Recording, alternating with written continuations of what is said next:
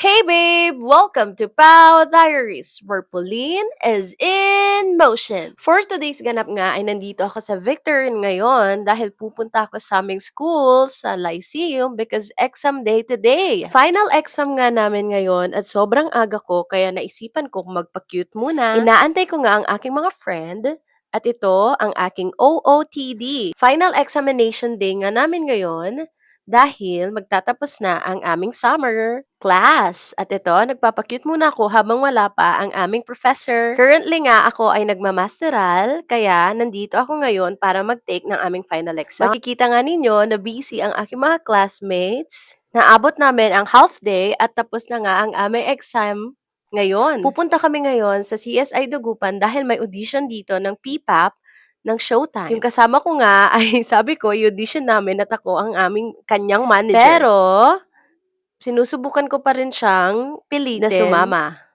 Kasama ko nga pala si Ma'am Jennifer at Sir Ricky. At dahil nagugutom na kami, hinahanap namin kung saan kami kakain muna. At ito nga si Pauline, tamang pa-cute lang. Habang naglalakad, at ito, nagpapakute pa rin ako, papunta kami ngayon sa McDonald's. Hinahanap nga rin namin kung saang part yung may audition ng Showtime. Kasi nga, sasali nga si Sir Ricky. At ito na nga, nandito kami sa McDonald's at nagpapakute kami. Baka kasi kami ang ma-discover at maging artista. Patuloy pa rin namin pinipilit si Sir Ricky na sumali, pero ayaw niya talaga, nahiya raw siya. After namin kumain nga, ay nanood na kami ng audition. Sobrang galing talaga ng mga sumali sa ang naabutan nga namin ay ang tawag ng tanghalan. Then afterwards, umuwi na kami at nakipagkita ako Dumaan kay Russell. Nga muna kami ng SM para bumili ng donut dahil Father's Day ngayon. Umalis muna si Russell para bumili ng turon kasi nga masarap ang turon dito sa SM. Kung makikita nyo nga, sobrang haba ng pila sa Dunkin' Donut dahil mayroon daw silang promo today. Ayan! Hanggang dito ba naman sa Mang Inasal ang pila? At ayun na nga si Russell, pabalik na siya, bumili siya ng turon.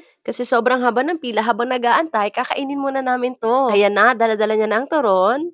At yan, ang first bite niya. Ako naman ang magpa-first bite, kaya binigay ko kay Russell ang cellphone. Tignan natin kung masarap ba ang SM turon. Ayan, first bite.